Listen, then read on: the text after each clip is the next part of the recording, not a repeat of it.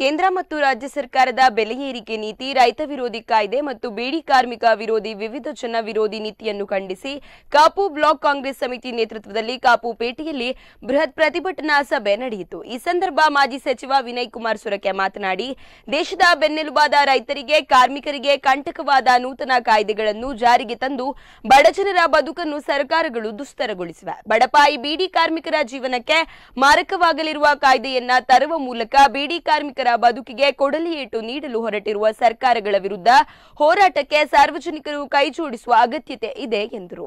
ಕಾಪು ಶ್ರೀ ಲಕ್ಷ್ಮೀ ಜನಾರ್ದನ ದೇವಸ್ಥಾನದ ಬಳಿಯಿಂದ ಕಾಪುಪೇಟೆಯವರೆಗೆ ಕಾಲ್ನಡಿಗೆ ಜಾಥಾ ನಡೆಸಿದ ಪ್ರತಿಭಟನಾಕಾರರು ರಾಜ್ಯಪಾಲರಿಗೆ ತಹಶೀಲ್ದಾರ್ ಮೂಲಕ ಮನವಿ ಸಲ್ಲಿಸಿದರು।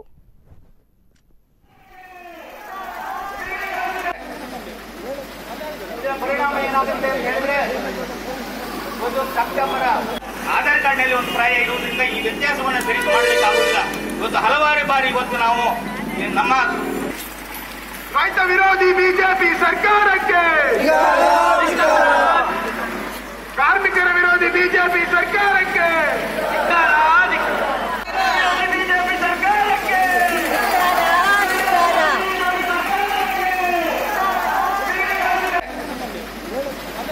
ಪರಿಣಾಮ ಏನಾಗುತ್ತೆ ಅಂತ ಹೇಳಿದ್ರೆ ಆಧಾರ್ ಕಾರ್ಡ್ನಲ್ಲಿ ಒಂದು ಪ್ರಾಯ ಇರುವುದರಿಂದ ಈ ವ್ಯತ್ಯಾಸವನ್ನು ಸರಿ ಮಾಡಲಿಕ್ಕಾಗುವುದಿಲ್ಲ।